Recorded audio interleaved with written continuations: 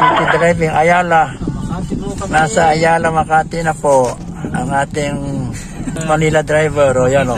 First time natin guys. Kita baka man. How's my driving, Uncle Nono? 9.5 ng 9.5 na, malapit na. RFID. Ito yung RFID. Tingnan natin. RFID sticker.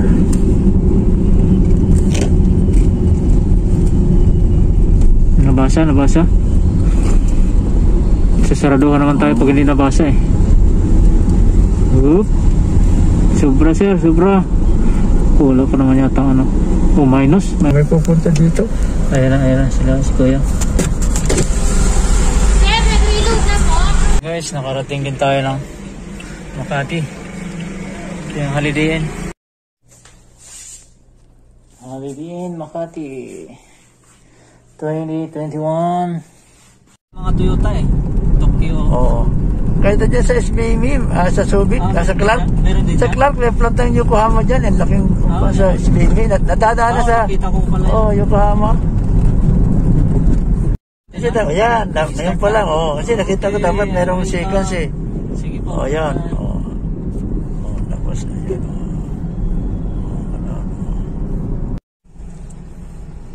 Bukawi, ano po ito na?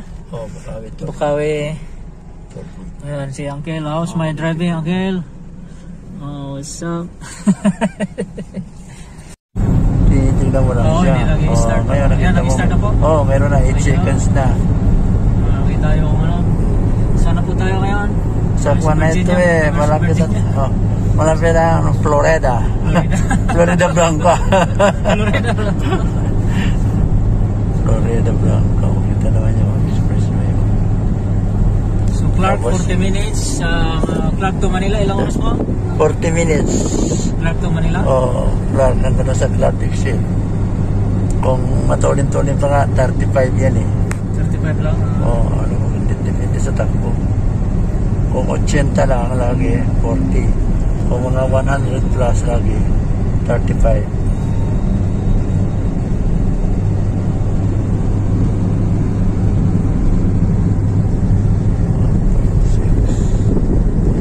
Kasi yan, ngayon pa lang, kasi nakita ko dapat merong sequence eh. Sige po. Yan. Tapos na yan. Nakikita niya yung kamay mo. Sarap na biyahe pala nito, ano? Kotse, no? Kotse, Hindi, ibig sabihin, mura lang ang puhunan pira mo. Hindi ka magbibitaw ng 1 million. Kasi pag bitaw mo yung 1 million, hindi na yung babalik sa'yo eh. Hindi na. Ibita mo 800, baka sakali may bibili. Hindi na wala yung 200 mo. Mata na 200, makakabili ka na ng kotse. Hindi na hulugan. 200, cash na. After 1 year, ibinta mo ng 150, mabibinta pa yun. 50 lang ang lugan mo. May kotse kang 1 year. Okay na ito. Kung gusto mo naman, mag-rent ka na lang paminsan-minsan. Ito yung mga... 2 times a year, dumiretso na sa bus. 3 times a year ka mag-rent. Hindi 7,500 lang ang pera mo, di ba? List registration, no? Kaya nga, 10,000 a year lang ang gastos mo sa pagrenta. Smoke belching. Punta kayo ng Baguio, 3 days, magkano ang kotse? Hindi ka na kaya bumili. Mamimili pa, ano bang gusto mong gamitin mo? Gusto mo, mag-rent tayo ng Fortuner, kung mayroong Fortuner dyan, Innova. Yun, gusto mo yan gamitin natin, 3 days, tanin mo kung magkano 3 days. Gano'n lang yun eh. Hindi ka na bumili ng 500,000. 10,000 lang, 3 araw ka may sasakyan. Kaya kang problemang ipare-register na 4,500. Tapos, yan.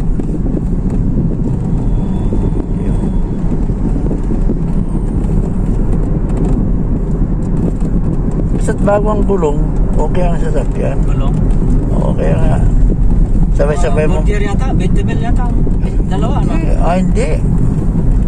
Yung Yokohama mo, 4,000 eh. Pwede naman Yokohama. Nakita ko yung planta ng Yokohama mo sa Japan. Mga gulong, sasakyan. Dala Tokyo. Marami. Diyan po mga Toyota eh. Tokyo. Oo. Kahit dyan sa SBM, sa Subic, sa Clark. Sa Clark, may plantang Yokohama dyan. Ang laking sa SBM. Nadadaan na sa kita ko pala. Yokohama.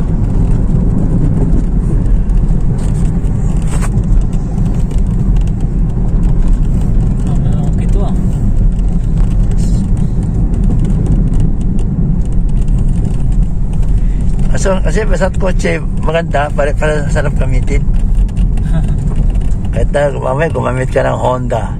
Medyo bago, ang sarap din. Ang Honda kasi ang mahal ng maintenance, pati sa check-up, mahal. Masyado mahal ang kanila, masyado mahal. Toyota, maraming mekanikong mura lang. Oo. Hindi naman kailangan dalhin sa kasa lagi. Kahit andyan lang, marunong sila yan. Okay, how's my driving? Ipakita mo kaya. How's my driving? Pakita. I'm using I have only 250,000. I have like this. Gamitin natin after 2 years, ibenta mo at bibili tayo ng malaki, di ba? Siko na ng malaki, 800,000, meron ka ng van. Hindi, kaya ganito yan eh. Bibili ka ng 700,000, meron ka ng van din. Yung 700,000 mo, pwede pang maarkila. Kasi ang van, kaputi kasi sa van, pang maramihan. Kasi kahit naman kutsi na arkila, di ba? Kagaya tayo, arkila. Di ba tayo ka? Ganda po yung idea nyo na parintahan yung kutsi mo. Oo. Para... Hindi ba nila ma-rent? Walang problema sa'yo. Di ba? Ay kung sakaling mayroong gusto mag-rent, pwede. Kahit 4 na basis ba sa isang taon? Oo, nabili mo na yung, nalibre na yung pang kanya. Pang registro. Ano daw padala niya? Baka ay, damit lang yun, no? Dilata. Ito, nasa kuwan na kami. Sa Narciso. Ilang minutes na po yan? 5 minutes. Ayos na, Narciso na. Sa Narciso na. Liliko na po ba? Doon pa, Doon pa. Basta alam mo, lalampasan mo ito. Lalampasan mo yung mayroong imburnal dyan. Kaya pag nilampas kami sa imburnal namin. Pero kami sa paghating kami, lumalampas. Kaputi, pag lumampas mo, kasulina lang naman doon eh. Ayan, ito siguro pag... Liko na tayo dito. Hindi, pag lumakan na, parang, malapit na. Ganun lang yun eh. Ayun. Dalawang sunod, parang sa'yo na kung inantok ka. Ba na karong kaunti. Parang ang purpose ng ganun. Yung parang pag inaantok ka, kasi para mag-minor cut kasi intersection pa na yun. Mag-slow. Baka na, ang sarap pa ng takbo mo. Warning yun. Sarap ng apak. Ganun. Pwede na. Sa pagbalik daw niya, magtingin-tingin lang. Pwede naman kami magtingin-tingin lang. Kung may natiglan ka magmaganda, di ba? Bilhin. Uncle Lono, how's my driving, Uncle Lono? 9.5 lang. 9.5 lang. So, ayan guys. Tatap up tayo ng RFID. Auto swipe. Dito tayo sa EasyTix. We're driving the Toyota Vios 1.3 model. Park, reverse, neutral, drive, plus and minus. City driving, Ayala. Nasa Ayala, Makati na po ang ating Manila driver. Yan first time natin guys. Kita baka hindi naman siya kanya yan. Ayan, kamay lang. Diretso sa taas. Ang mata mo dyan. Sige, diretso, bilisan mo. Sundan mo yan, diretso ka. Sige. Kasi pambas lang yan pambas yan Ayala tayo po. Ayala. Diretso. Mga building dyan may mga building dyan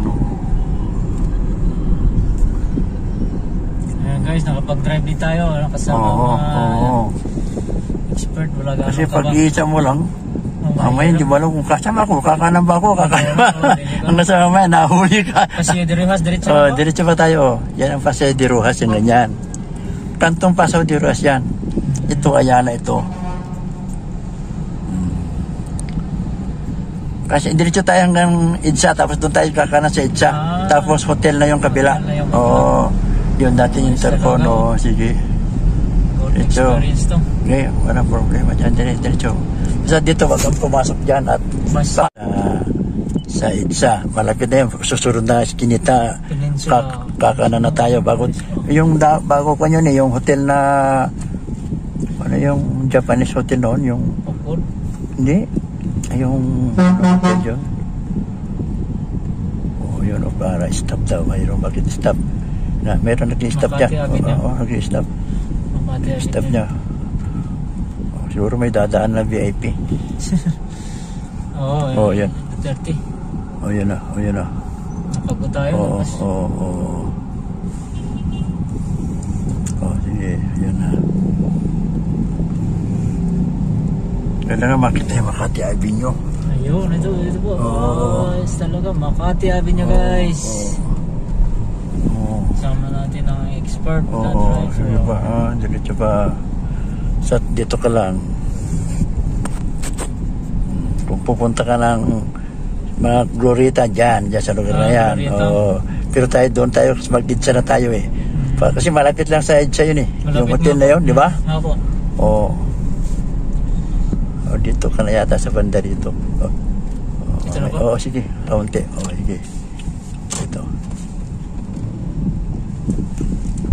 Kasi EDSA na yun eh. Hindi naman tayo umakit sa taas eh. Pag umakit sa taas, kaya dito tayo sa gilid. Diretso lang din po ito? Oo, diretso. Tatawid pa tayo dyan. Kasi dito yung yata yung dating pure gold ba dito? Oo. Dito parking area yun eh. Parking? Oo, parking area. Ito yung makita-kit niyan. Oo nga, ano? Oo, parking kita mo. Oo, sige pa, diretso tayo ha. Diretso. Oo, kasi yun doon ay EDSA na yun. Doon tayo. Diretso pa tayo ha. Oo, diretso pa. Sige. Sige, diretso. Dito lang tayo sa... diretso tayo. Diretso lang. Oo. Pero tayo kakanan doon sa... Dito kakanan? Doon pa sa dulo. Kasi ginagawa yan eh. Tignan mo, baka may bato dyan, oh. Oo, dito tayo, ha. Kanan lang. Oo, kakanan. EDSA na yan, eh, oo. Ito yung dating intercon, no? May ginagawa ng bago. Ano? Oo. Ayan, guys. Nakarating din tayo ng Makati. Ito yung Holiday Inn. So, kailangan nating mag-facial.